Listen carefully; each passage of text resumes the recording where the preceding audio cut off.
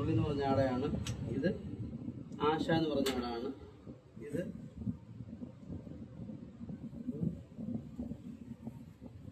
മുരളി. ഒരാളെ കൂടിയതായിരിക്കും. അല്ല, 5 പേരെ. അപ്പൊ ഇങ്ങനെ എല്ലാവരും ചെയ്താലും ഇരിപ്പുണ്ട്. അവർ ചെയ്തതിന്റെ ഓരോ രൂപ ഞാനെടുത്ത് നിങ്ങളൊക്കെ. അപ്പൊ ഇതുപോലെ നിങ്ങളും ഉണ്ടാക്കുന്നത് വരണമെന്നുണ്ടെങ്കിൽ നിങ്ങളുടെ മനസ്സിൽ ഇത് ചെയ്യുമ്പോൾ നന്നായി വരണേ എന്നൊരു പ്രാർത്ഥന ഉണ്ടാകണം. മനസ്സിലായില്ലേ? ഇതിനകത്ത് മഞ്ഞ കളർ കാണുന്നില്ല, എന്ത്?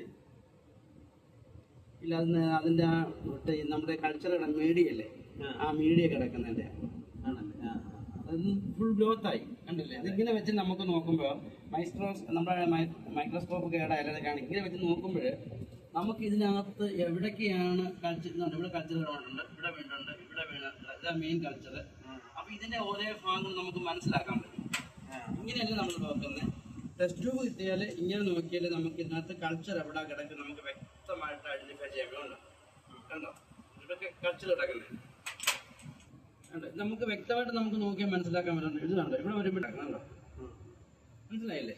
നമ്മളിടുന്ന കൾച്ചർ എവിടെ കിടക്കുന്നത് നമുക്ക് ഈ ഭാഗം നോക്കുമ്പോൾ നമുക്ക് ഇതുപോലെ നല്ല പെർഫെക്റ്റ് ആയിട്ടായിരിക്കണം നമുക്ക് ട്യൂബ് കിട്ടുന്നത്.